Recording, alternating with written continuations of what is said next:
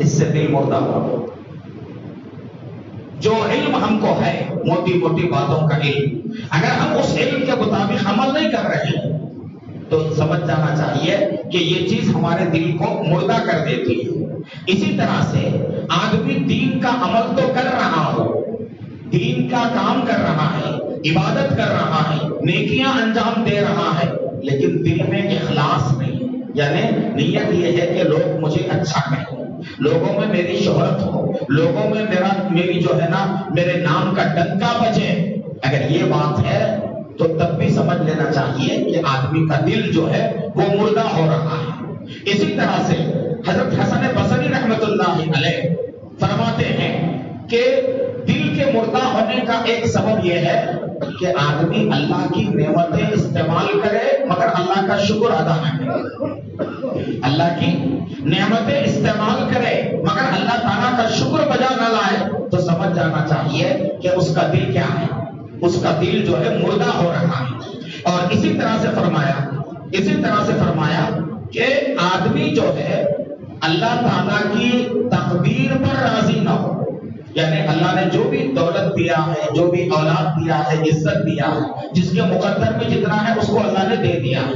اب اگر کوئی بندہ اللہ کی تقدیر پر خوش نہیں رہتا ہے تو یہ بھی آدمی کے دل کے مردہ ہونے کا سبب بنتا ہے. جو اللہ نے دیا ہے اس پر شکر بجا لانا اور اس پر خوش رہنا کہ میرے مولا نے مجھے میرے استحقاق سے بھی زیادہ دیا، میں اس کا بھی مستحق نہیں تھا. تو ایسا اگر ہے تو اس کا مطلب دل زندہ ہے. اور اگر ایسا نہیں ہے، ہمیشہ شکایت، ہمیشہ لوگوں کے سامنے جو ہے اپنا دکھڑا ہی سناتا رہتا ہے اور کبھی جو ہے شکر کے دو الفاظ اس کی زبان سے نہیں نکلتے ہیں، تو اس کا یہ مطلب ہے کہ دل کیا ہو چکا ہے، مردہ ہو چکا ہے. اسی طرح سے دل کے مردہ ہونے کا ایک سبب یہ ہے کہ آدمی رشتہ داروں میں، قرابت داروں میں کسی کا انتقال ہوا اور وہ بارہا لوگوں کے موتہ میں جاتا ہے، دفن میں شریک رہتا ہے، جنازے میں شریک رہتا ہے، مگر خود جو ہے نا اپنی موت کی فکر اس کو نہیں آتی. بارہا جنازے کندھوں پر اس نے اٹھایا مگر یہ نہیں جانا کہ ایک دن مجھے بھی اسی طرح سے کندھے پر اٹھایا جائے گا، ایک دن مجھے بھی قبر میں دفن کیا جائے گا اور ایک دن میں بھی جو ہے اللہ کے سامنے حاضر ہوں گا. یہ احساس اس کے دل میں نہیں آیا، ذرہ برابر جنازوں سے عبرت نہیں پکڑا تو سمجھ جانا چاہیے کہ دل کیا ہو رہا ہے، دل مردہ ہو رہا ہے. دل اگر زندہ ہوتا تو ایک موت اور ایک جنازے میں شرکت آدمی کے لیے کافی ہے. بھئی یہ آج دنیا سے چلا گیا، کل ایک وقت آئے گا کہ میرے بارے میں لوگوں میں جو ہے نا بات پھیل جائے گی کہ فلاں صاحب کا انتقال ہو گیا، ہاں فلاں نماز کے بعد جو ہے نا ان کی جو ہے ان کا جنازہ ہے اور ان کی موتا ہے. میرے عزیزوں بزرگوں بھائیوں، اب ہم کیا ہے، ہمیں دیکھ لینا ہے دل ہمارا زندہ ہے یا مردہ ہے. یہ نشانیاں دیکھ لینا. جنازے میں شریک ہونے پر کچھ دل میں خوف پیدا ہوتا ہے اور اپنی اصلاح کی فکر آ رہی ہے تو سمجھنا دل زندہ ہے. اللہ کی نعمتیں استعمال کرنے کے بعد دل کے اندر شکر کا جذبہ آتا ہے تو سمجھنا دل زندہ ہے. اور جو دین کی باتیں ہمیں معلوم ہیں ان باتوں پر عمل کی فکر ہو رہی ہے سمجھنا دل زندہ ہے. اور اگر معلوم باتوں پر عمل نہیں ہو رہا ہے، آدمی ٹس سے مس نہیں ہو رہا ہے، جانتا بہت کچھ مگر عمل کرنے کا شوق ہی نہیں ہے تو سمجھ جانا چاہیے کہ دل کیا ہے، مردہ ہے. میرے عزیزوں بزرگوں بھائیوں، یہ تو حسن بصری رحمۃ اللہ علیہ کے بارے میں انہوں نے یہ بات ذکر فرمائی. اسی طرح سے دل کے مردہ ہونے کی کچھ علامتیں ایک اور اللہ والے ہیں، علامہ ابن قیم رحمۃ اللہ علیہ، بہت بڑے اللہ والے اور بہت ان کی کتابیں ہیں. تو علامہ ابن قیم رحمۃ اللہ علیہ نے دل کے مردہ ہونے کی کچھ علامتیں بتائی. نمبر 1، دل کے مردہ ہونے کی ایک علامت یہ ہے کہ آدمی دنیا پر، آخرت پر دنیا کو ترجیح دینے لگے. یعنی آخرت کی تیاری کا کوئی احساس نہیں، بس یہ ہے کہ وہ یہ دیکھ رہا ہے کہ دنیا میں مجھے کیسے حاصل ہو جائے، دنیا میں میرا زیادہ سے زیادہ بینک بیلنس کیسے بنے، دنیا میں میرا کاروبار زیادہ سے زیادہ پھیلے. یعنی آدمی آخرت کے مقابلے میں دنیا کو ترجیح دینے لگے. اگر یہ کیفیت ہماری ہے تو سمجھ جانا چاہیے کہ ہمارا دل مردہ ہو رہا ہے.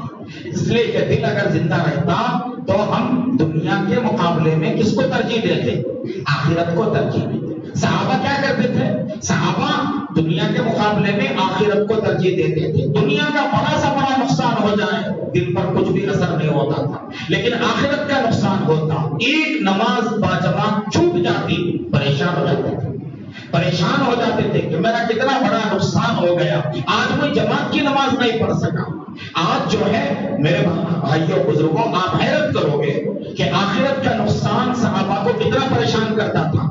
ایک صحابی اپنے باغ میں نماز پڑھ رہے، نماز کی حالت میں باغ کے اندر جو ہے پرندہ ادھر ادھر اڑ رہا ہے، اس کی وجہ سے ان کی نماز میں خیال اس طرف گیا، اتنا افسوس ہوا، اتنا افسوس ہوا، انہوں نے اس باغ ہی کو اللہ کے راستے میں صدقہ کر دیا۔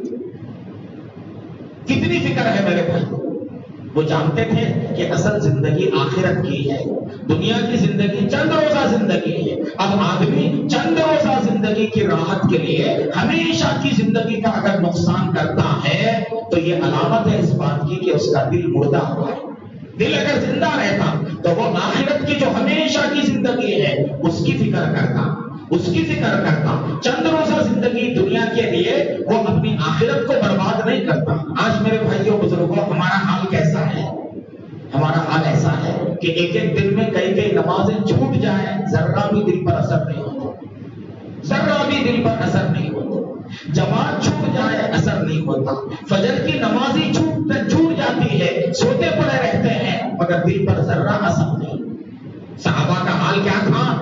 نماز قضا ہونا تو دور رہا، جماعت اگر چھوٹ جاتی تو اتنا افسوس کرتے، ارے بھائی تنہا نماز پڑھنے کے مقابلے میں جماعت سے نماز پڑھیں گے 27 درجے زیادہ ثواب ملے گا، وہ میرا 27 درجے کا ثواب آج میں اس سے محروم ہو گیا، پریشان رہتے تھے۔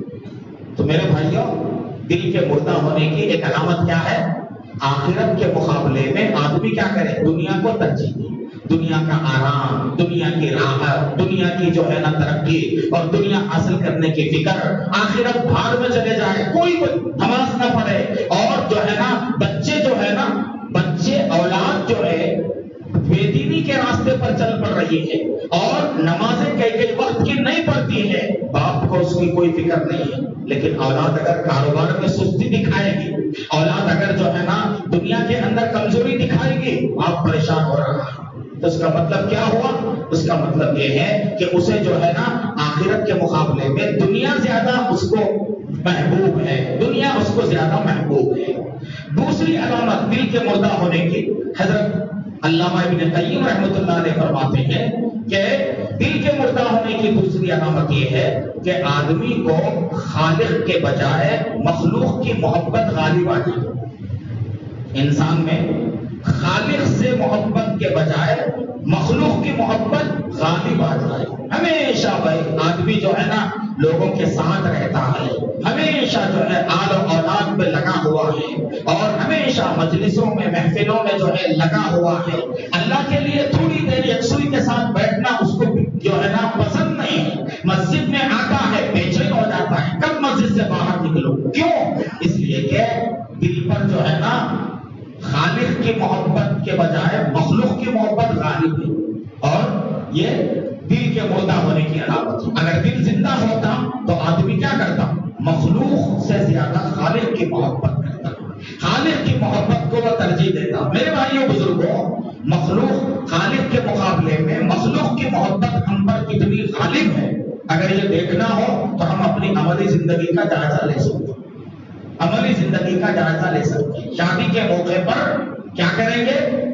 یہ کہیں گے کہ بھائی اگر ہم فضول خرچی نہیں کریں، اسراف نہیں کریں گے، دھوم دھام سے شادی نہیں کریں گے تو لوگ کیا کہیں گے؟ اس کا مطلب لوگوں کی فکر ہے مگر اللہ کی فکر نہیں ہے۔ پیدا کرنے والے رب، پیدا کرنے والا رب کیا کہے گا اور نبی کیا کہیں گے، اس کی فکر نہیں ہے، لوگوں کی فکر ہے۔ تو اس کا مطلب کیا ہوا؟ آدمی پر مخلوق کی محبت غالب ہے، خالق کے مقابلے میں مخلوق کی محبت غالب ہے۔ جس کا دل زندہ ہوتا ہے اور جس کا دل جو ہے نا یعنی پاک ہوتا ہے، ویسا بندہ کیا نہیں کرتا؟ خالق کے مقابلے میں مخلوق کی محبت میں نہیں جاتا، بلکہ خالق کی محبت کو غالب رکھے گا۔ اولاد اگر خدا کی نافرمانی کرے گی، ڈانٹ اور اس کو جو ہے سزا دے گا. یہ نہیں سوچے گا ارے بھائی بچہ ہے چلو نماز نہیں پڑھ رہا ہے چھوٹا بچہ ہے جانے دو. یہ کب ہوگا؟ یہ تب ہوگا جب دل میں اللہ کی محبت کے مقابلے میں اولاد کی محبت بڑھ جائے, اللہ کی محبت کے مقابلے میں بیوی کی محبت بڑھ جائے. بیوی جو ہے ناجائز چیز کی خواہش کرتی ہے, آدمی اس کی خواہش کو پوری کر رہا ہے, حالانکہ وہ منع ہے حرام ہے پھر بھی پوری کر رہا ہے. اس کا مطلب کیا ہوا؟ خدا کی محبت کے مقابلے میں بیوی کی محبت بڑھ گئی. تو ایسا اگر ہوتا ہے تو سمجھ جانا چاہیے کہ دل مردہ ہے. اسی طرح سے حضرت علامہ ابن قیم فرماتے ہیں کہ آدمی کے دل کے مردہ ہونے کی ایک علامت یہ ہے کہ آدمی کو گناہ کر کے آدمی خوش ہونے لگے. اگر یہ حالت ہو جائے کہ گناہ کر کے آدمی کو کیا ہونے لگے؟ خوشی ہونے لگے. جیسے بعض لوگ خلاف شرع کام کر کے فخر کرتے ہیں, خلاف شرع اور خدا و رسول کو ناراض کر کے وہ فخر کرتے ہیں. گناہ کر کے اگر آدمی کو خوشی محسوس ہوتی ہے تو سمجھ جانا چاہیے کہ دل پوری طرح مردہ ہے. کیوں؟ اس لیے کہ اگر دل زندہ ہوتا اور اس کے دل میں ایمان کی جو ہے یعنی ایمان کی روشنی اگر ہوتی تو جو بھی گناہ ہو جائے آدمی گناہ کیا کرتا؟ انسان کو افسوس میں مبتلا کرتا ہے. آدمی اس سے جو ہے اگر سچا مومن ہے تو گناہ ہونے پر اسے رنج ہوگا, غم ہوگا اور اس کے دل کو جو ہے تکلیف ہوگی. گناہ ہونے پر آدمی کو خوشی ہونے لگے تو سمجھ جانا چاہیے کہ دل کیا ہو چکا ہے؟ مردہ ہو چکا ہے. اور اسی طرح سے فرماتے ہیں کہ نیکی میں اگر ہمارا دل نہیں لگتا ہے تو سمجھ جانا دل مردہ ہے. قرآن پڑھنے میں دل نہیں لگ رہا, ذکر کرنے میں دل نہیں لگ رہا, آپ نماز پڑھنے میں دل نہیں لگ رہا, دین کے کام کرنے میں دل نہیں لگ رہا اور دین کی باتیں سننے میں دل نہیں لگ رہا. تو کیا علامت ہے یہ علامت ہے اس بات کی کہ ہمارا دل کیا ہے؟ مردہ ہو چکا ہے. اسی طرح سے میرے بھائیوں دل کے مردہ ہونے کی ایک علامت یہ ہے کہ کوئی بندہ ہم کو نصیحت کرے ہماری بھلائی کی تو اس نصیحت کرنے والے کی نصیحت ہمیں بری لگے. نصیحت کرنے والے کی نصیحت اگر ہمیں بری لگتی ہے, کوئی اچھی نصیحت کرے تو ہم ناراض ہو جاتے ہیں, تو سمجھ جانا چاہیے کہ دل ہمارا مردہ ہے. میرے بھائیوں بزرگوں, مردہ دل کو زندہ کرنا ہے, مردہ دل کو زندہ کرنا ہے. اور یہ بھی ہمیں اچھی طرح سے جاننا ہے کہ دل کو مردہ کرنے والے گناہ کون کون سے ہیں. دل کو مردہ کرنے والے گناہ کون کون سے ہیں وہ ہم جانیں گے تو انشاءاللہ ان گناہوں سے بچیں گے. وہ گناہ جو آدمی کے دل کو مردہ کرتے ہیں, علماء نے لکھا ہے کہ نظر کا غلط استعمال دل کو مردہ کرنے والا گناہ ہے. یعنی نگاہ, جہاں اللہ نے نظر ڈالنے سے منع کیا, نامحرم پر نظر ڈالنا, بے پردہ آنے جانے والی عورتوں پر نظر ڈالنا, موبائل کے اندر جو ہے نا گندی چیزیں گھنٹوں دیکھتے رہنا, یہ بدنظری کہلاتی ہے. یہ بدنظری کا گناہ آدمی کے دل کو مردہ کرتا ہے. یاد رکھیے, ہر بندہ محسوس کر سکتا ہے, نوجوان بھی محسوس کر سکتے ہیں کہ جس دن آدمی کی نظر غلط استعمال ہوتی ہے دل کے اندر عجیب بے چینی ہونے لگتی ہے. تو یہ نظر کا گناہ یعنی بدنظری کرنا, نامحرم عورتوں کو دیکھنا, بے پردہ عورتوں کو دیکھنا, اور جو ہے نا اپنے رشتہ داروں میں بھی جن سے پردہ کرنا ہے ان سے پردہ نہ کر کے انہیں دیکھنا, ان سے گفتگو کرنا, یہ بدنظری کا گناہ ایسا ہے جو آدمی کے دل کو مردہ کر دیتا ہے. اسی طرح سے میرے بھائیوں بزرگوں, نمبر 2, زبان کا غلط استعمال, یہ بھی دل کو مردہ کر دیتا. جھوٹ بول رہے, وعدہ کر کے وعدہ خلافی کر رہے, اور کسی کو تان و تشریح کر رہے, اور جو ہے نا کسی کو جو ہے نا یعنی اس کو برا بھلا کہہ رہے. زبان سے جتنے گناہ ہوتے, جھوٹ ہے, بدگمانی ہے, بد زبانی ہے, تان و تشریح ہے, اور اسی طرح سے دوسروں کی غیبت ہے, دوسروں کی غیبت ہے, پیٹھ پیچھے دوسروں کی برائی کرنا ہے, یہ جتنے زبان کے گناہ ہیں میرے بھائیوں یہ دل کو کیا کرتے ہیں؟ مردہ کرتے ہیں. زبان کے گناہ دل کو مردہ کرتے ہیں. اللہ کے نبی صلی اللہ علیہ وسلم فرماتے ہیں کہ اللہ کے ذکر کے بغیر زبان کا بہت زیادہ استعمال اور بہت زیادہ یہ گفتگو آدمی کے دل کو مردہ کر دیتی ہے. اسی طرح سے کان کا غلط استعمال, یہ بھی ایسا گناہ ہے جو دل کو مردہ کرتا ہے. یعنی کان سے آدمی گانے بجانے سنے، گانے سنے، اور جو ہے شہوت کی جو باتیں ہیں وہ سنے، اور گالی گلوچ کی جو باتیں ہیں وہ سنے. تو آدمی جتنا شہوت والے گانے سنے گا اور شہوت کو ابارنے والے گانے سنے گا، اتنا اس کا دل مردہ ہوتا چلا جائے گا. اسی طرح سے میرے بھائیوں، دل کو مردہ کرنے والا ایک گناہ حرام غذا کا استعمال کرنا. یعنی ہمارے پیٹ میں جانے والا جو لقمہ ہے، جو غذا ہمارے پیٹ میں جا رہی ہے، وہ حرام ہو. حرام جتنا آدمی کھاتا جائے گا اس کا دل اتنا مردہ ہوتا جائے گا، اور جب دل مردہ ہوگا تو کوئی بات اس پر اثر نہیں کرے گی. تو یہ حرام غذا، یہ ایسا جو ہے نا، ایسی لت ہے جو آدمی کے دل کو مردہ کر دیتی ہے. اور اسی طرح سے فرمایا کہ دل مردہ ہوتا ہے غافل لوگوں کی صحبت میں بیٹھنے سے. بے دین، غافل اور گناہوں کے عادی جو لوگ ہوتے ہیں نا، جن کو دین سے کوئی واسطہ نہیں ہے، ہمیشہ جو ہے نا، یعنی ہمیشہ گناہوں کی سوچ چلتی رہتی ہے، اور ہمیشہ بے دینی کے ماحول میں وہ رہتے ہیں، اور ہمیشہ جو ہے خدا کی نافرمانی کرتے رہتے ہیں. ایسے لوگوں کے ساتھ اگر ہم بیٹھیں گے، ان کی صحبت میں رہیں گے، اس سے بھی دل ہمارا کیا ہوگا؟ مردہ ہوتا چلا جائے گا.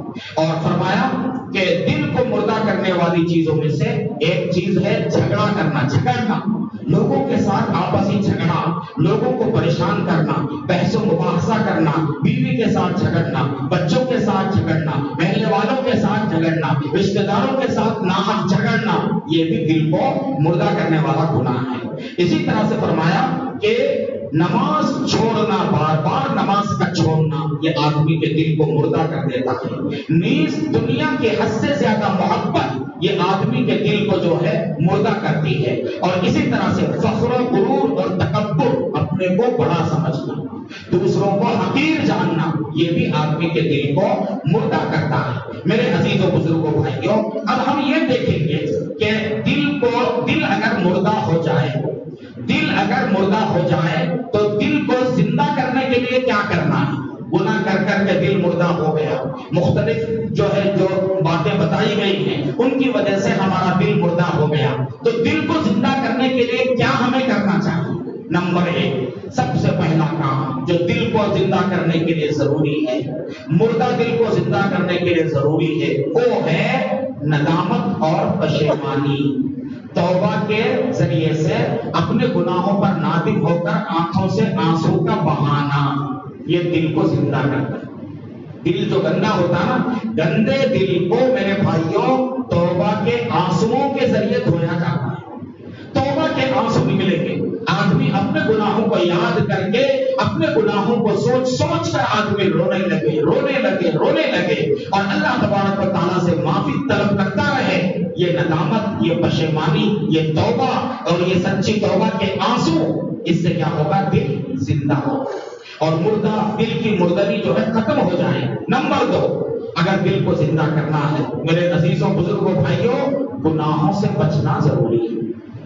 بندہ جتنا گناہ سے بچے گا اتنا اس کا دل زندہ ہوتا جائے گا، اس کا دل جو ہے نا پاک ہوتا جائے گا، اس کا دل جو ہے نا صحت مند اور تندرست ہوتا چلا جائے گا. اور ہم جتنا گناہ کرتے جائیں گے اتنا ہمارا دل مردہ ہوتا جائے گا. اللہ کے نبی فرماتے ہیں جب بندہ ایک گناہ کرتا ہے تو اس کے دل پر ایک سیاہ نقطہ پڑ جاتا ہے، اور اگر فوراً سچی توبہ کر کے اگر وہ جو ہے نادم ہوتا ہے تو وہ سیاہ نقطہ دھل جاتا ہے. لیکن توبہ کرے بغیر پھر گناہ کرتا ہے اور ایک سیاہ نقطہ، پھر گناہ کرتا اور ایک سیاہ نقطہ.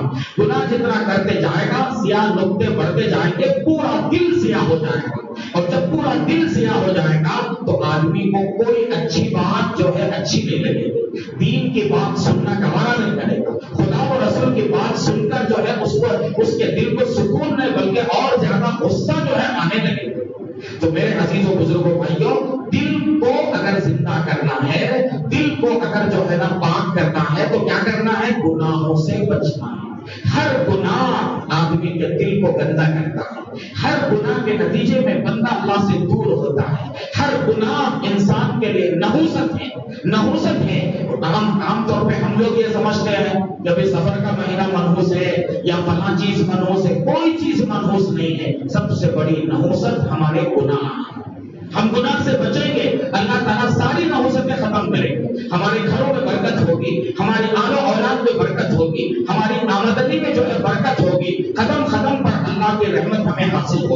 نمبر 3، دل کو اگر زندہ کرنا ہے کثرت سے اللہ کا ذکر کرنا. جتنا اللہ کا ذکر کرو گے دل زندہ ہوتا جائے گا اور دل کو غذا ملتی چلی جائے گی اور دل جو ہے طاقتور ہوتا چلا جائے گا. ذکر، اللہ کا ذکر کیا ہے؟ دلوں کی غذا ہے. جتنا جو ہے نا، جیسے ہمارے جسم کے لیے غذا کی ضرورت ہے تو ٹھیک اسی طرح ہمارے دل کے لیے بھی غذا کی ضرورت ہے. اور دل کی غذا اللہ کا ذکر ہے. کثرت سے اللہ کا ذکر کرنا. جتنا اللہ کا ذکر کریں گے دل پاک ہوتا جائے گا اور دل کے اندر تازگی پیدا ہوتی چلی جائے گی. اسی طرح سے میرے عزیزوں بزرگوں بھائیوں، دل کو زندہ کرنے کا ایک بہترین طریقہ قرآن مجید کی تلاوت ہے. کلام اللہ کی تلاوت اچھے طریقے سے تجوید کے ساتھ آداب کی رعایت کرتے ہوئے اہتمام سے اللہ کا کلام میں پڑھ رہا ہوں، گویا میں اپنے مولا سے گفتگو کر رہا ہوں، میرا مولا میری طرف متوجہ ہے، یہ سمجھ کر ہم روزانہ قرآن کی تلاوت کریں گے، دل زندہ ہوگا. قرآن کی تلاوت دل کی زندگی کا ذریعہ ہے. دل کو جو ہے گناہوں سے، دل کو گندگی سے پاک کرنے کا ذریعہ ہے. اسی طرح سے میرے بھائیوں بزرگوں، دل کو اگر زندہ رکھنا ہے تو صحبت اولیاء کو لازم کر دینا. اللہ والوں کی صحبت میں جن کا دل پاک ہے اور جن کا دل گندگیوں سے محفوظ ہے اور جن کا دل زندہ ہے، ایسے لوگوں کی صحبت میں رہیں گے ہمارا دل بھی زندہ ہوگا، ہمارے اندر بھی آخرت کی فکر آئے گی، ہمارے اندر بھی جو ہے اللہ کو یاد کرنے کا شوق اور جذبہ پیدا ہوگا. تو اولیاء کی صحبت یہ بھی کیا کرتی ہے؟ دل کو زندہ کرتی ہے. اور اسی طرح سے دل کو زندہ کرنے کا ایک بہت مؤثر نسخہ رات میں تہجد کی پابندی کرنا. جو لوگ رات میں تہجد کی پابندی کرتے ہیں ان کا دل زندہ ہوتا ہے اور دل کے اندر طاقت آتی ہے اور وہ اللہ کی محبت سے جو ہے سرشار ہوتے ہیں. تو میرے عزیزوں بزرگوں بھائیوں، ان باتوں کو ہم یاد رکھیں. دل پر محنت کرنے والی جو بات کہی گئی ہے نا، یہ دل کے مردہ ہونے کی علامتیں یہ ہیں اور دل کو مردہ کرنے والے یہ گناہ ہیں اور پھر دل کو مردہ دل کو زندہ کرنے کے یہ تدبیریں ہیں جو بتائی گئی. اس کو سامنے رکھ کر میرے بھائیوں ہم محنت کریں گے، اپنے آپ پر توجہ دیں گے. جسم کی کوئی بیماری آئے تو علامت نظر آتی نہیں آتی. آدمی کو اگر بخار آنا ہے تو جسم کسکسانا شروع ہو جاتا ہے، آدمی سمجھ جاتا ہے کہ اب مجھے بخار آنے والی ہے. یہی حال روحانی بیماریوں کا ہے. روحانی بیماریوں کی یہ علامتیں ہیں جو ذکر کی گئی. تو اب ان علامتوں کو ہم سوچیں میرے اندر یہ کون سی علامت ہے. اگر یہ علامتیں میرے اندر ہیں تو مجھے فکر مند ہونا ہے اپنے دل کے بارے میں. دل پاک دل لے کر اللہ کے پاس جائیں گے، اللہ تعالیٰ کامیابی عطا کرے. قرآن پاک میں اللہ تعالیٰ فرماتے ہیں یوم لا ينفع مال ولا بنون، قیامت کے دن نہ مال فائدہ دے گا نہ اولاد فائدہ دے گی. قیامت میں کون کامیاب ہوگا؟ الا من اتى الله بقلب سلیم، جو بندہ اللہ تعالیٰ کے پاس ہر قسم کے گناہوں سے پاک دل لے کر آئے گا وہ بندہ کامیاب ہوگا. تو میرے عزیزوں بزرگوں بھائیوں، اس کی ہمیں محنت کرنی ہے اور اسی کے لیے یہ اصلاحی مجلس ہے اور اسی کے لیے کہا جاتا ہے کہ بھائی خالی مجلسوں میں بیٹھنے سے پورا فائدہ نہیں ہوتا.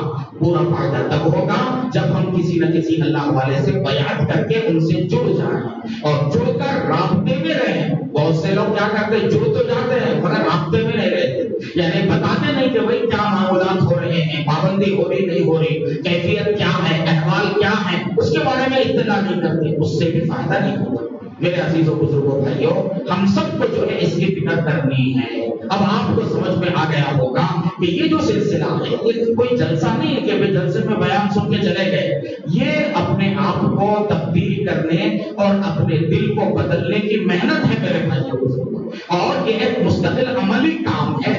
یہ عملی کام ہے، یہ صرف سن کے بیٹھنے کا کام نہیں ہے، یہ مستقل کرتے رہنے کا کام ہے. تو اس کے لیے ہمارے حضرت پیر صاحب دعوت برکاتہم جو بتاتے ہیں وہ یہ ہے کہ میرے بھائیوں، گناہوں سے بچنے کا اہتمام، سنتوں کی پابندی اور حلال روزی کا اہتمام، اللہ کے بندوں کو تکلیف نہ دینے کا اہتمام، جس اللہ کے بندے کا جو حق مجھ پر ہے میں اس کو ادا کرنے والا بن جاؤں، اس کا اہتمام. ان تمام چیزوں کے ساتھ روزانہ صبح شام 100 مرتبہ درود، 100 مرتبہ استغفار، روزانہ صبح قرآن پاک کی تلاوت اور روزانہ شام کو سونے سے پہلے یا فجر سے پہلے یا فجر کے بعد تھوڑی دیر تنہائی میں بیٹھ کر آنکھیں بند کر کے اللہ کو یاد کرنا.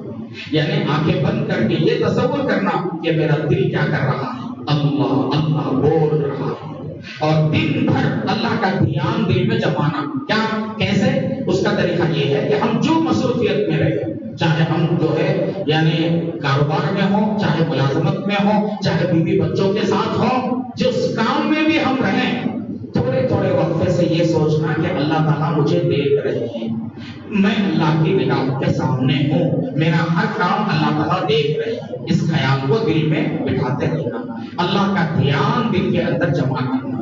تو میرے عزیزوں بزرگوں بھائیوں، یہ چند تدبیریں ہیں، ان کو انشاءاللہ ان معمولات کی ہم پابندی کریں گے تو انشاءاللہ ہمارے اندر بہتری آتے رہے گی. اور جو ہے یہ دل کی جو مردنی ہے اور دل کی جو گندگی ہے، اس گندگی میں یہ گندگی دور ہونے لگے گی اور ہم خود جو ہے اپنے اندر ایک تبدیلی محسوس کریں گے. مگر شرط کیا ہے؟ اس کے لیے بندے کو فکر مند ہونا ہے، بندے کو اپنے اندر فکر ہونا کہ بھئی میرے اندر یہ کمی ہے، مجھے دور کرنا ہے، مجھے اپنی اصلاح کرنی ہے. فکر ہوگی تب جو ہے نا کام آسان ہوگا. اگر فکر ہی نہیں ہے، آدمی بیمار ہے مگر اس کو احساس ہی نہیں ہے کہ میں بیمار ہوں، میں کینسر میں مبتلا ہوں، احساس ہی نہیں ہوگا تو علاج کیسے کرائے گا؟ ویسے ہی رہے گا اور ہلاک ہو جائے گا. تو روحانی بیماریوں کا بھی آدمی کو احساس ہونا ہے اور اس کی فکر ہونی ہے کہ بھئی میرے اندر یہ چیزیں ہیں، مجھے اصلاح کرنی ہے. جب احساس ہوگا تو آدمی اصلاح کی فکر کرے گا اور توجہ دے گا. میرے عزیزوں، یہ مجلس اسی مقصد سے جو ہے یعنی چلائی جاتی ہیں اور ماشاءاللہ بڑی تعداد میں لوگ آ رہے ہیں. آپ سب سے گزارش ہے کہ اپنے اپنے حلقے میں، اپنے محلے میں، اپنی بستیوں میں اس ماہانہ مجلس کے لیے لوگوں کو زیادہ سے زیادہ ترغیب دیجیے. آپ تنہا نہ آئیے، اپنے ساتھ 2-4 ساتھیوں کو لے کر آئیے. نوجوانوں کے لیے بہت ضروری ہے. آج ہمارے نوجوان دین سے دور ہوتے جا رہے ہیں. یاد رکھیے، ہمیں ایسی مجلسوں میں بھی شریک ہونا ہے اور ہمیں دعوت و تبلیغ میں بھی نکلنا ہے. دعوت و تبلیغ کا مقصد کیا ہے؟ اس کا مقصد بھی زندگی میں دین لانا ہے. تو ایک طرف ہم جو ہے نا مراقبہ اور ذکر کا اہتمام کرنے والے ہوں اور دوسری طرف دعوت و تبلیغ کی محنت سے جڑ کر اللہ کے راستے میں وقت لگانے والے ہوں. زیادہ سے زیادہ یعنی اللہ کے راستے میں نکلیں گے، دین کا ماحول ملے گا، اس سے بھی آدمی کے اندر فکر پیدا ہوگی. تو یہ کام بھی ضروری ہے اور وہ کام بھی ضروری ہے اور علماء کرام سے دین سیکھنا یہ بھی ضروری ہے. ایسا نہیں کہ یہ کام ضروری ہے بقیہ نہیں ہے. تینوں کام ضروری ہے، تینوں کام ضروری ہے. دین کی فکر آنے کے بعد علماء سے دین سیکھنا ضروری ہے. دین سیکھ کر عمل کریں گے تب ہمارا عمل صحیح ہوگا. اگر سیکھے بغیر عمل کریں گے تو وہ ہمارا عمل اللہ کے یہاں قبول نہیں ہوگا. تو میرے عزیزوں بزرگوں بھائیوں، اس جو ہے نظام کو زیادہ سے زیادہ طاقتور بنانے کے لیے، مؤثر بنانے کے لیے ہر ساتھی کو فکر کرنا چاہیے. یہ اس شہر کے اطراف میں جو دیہات ہیں، منڈل ہیں، وہاں بھی لوگوں کو بتایا جائے کہ وہ فلاں تاریخ کو فلاں دن یہ اصلاحی مجلس ہوتی ہے، اس میں جو ہے لوگ آئیں. تو یہ دیہاتوں کے لوگوں کو دین کی باتیں سننے کا موقع بہت کم ملتا ہے. وہ بس جو ہے غفلت میں پڑے رہتے ہیں. تو ان کو بھی جا کر اگر ہم دعوت دیں اور ان کو تشکیل کریں یا اپنے جاننے والوں میں اگر کوئی ہو منڈلوں میں، دیہاتوں میں، ان کو ہم فون کے ذریعے سے ترغیب دیں تو وہ لوگ بھی اگر آئیں گے تو انشاءاللہ اس کا ثواب آپ کو ملے گا. تو اس کی ہم سب کو جو ہے فکر کرنا ہے. ایک تو اس کو جو ہے اس نظام کو مضبوط بنانے کی فکر کرنا ہے اور دوسرے ہم میں سے ہر بندہ اور ہم میں کا ہر بندہ یہ فکر کرے کہ بھئی میری اصلاح ہو جائے، میرے اندر جو کمی کمزوری خامیاں ہیں وہ ختم ہو جائیں. میرے دل کے اندر دل کے مردہ ہونے کی نشانیاں اگر میرے اندر ہیں تو ان نشانیوں کو میں کیسے دور کروں، تو اس کی جو ہے فکر کریں. تو اس کے لیے میرے بھائیوں یہ مہینے میں ایک مرتبہ کافی لمبا وقفہ ہو جاتا ہے. تو اس کے لیے یہ طے کیا گیا ہے، یہاں پہ ہمارے اکابر جو علماء کرام ہیں، مولانا اطہر صاحب اور دوسرے جو ہے علماء ہیں، ان کے مشورے سے یہ طے کیا گیا ہے کہ ہر 15 دن میں ایک مجلس ہوگی اور اس مجلس کے اندر تھوڑا بیان ہوگا اور پھر اس کے بعد ذکر ہوگا، مراقبہ ہوگا.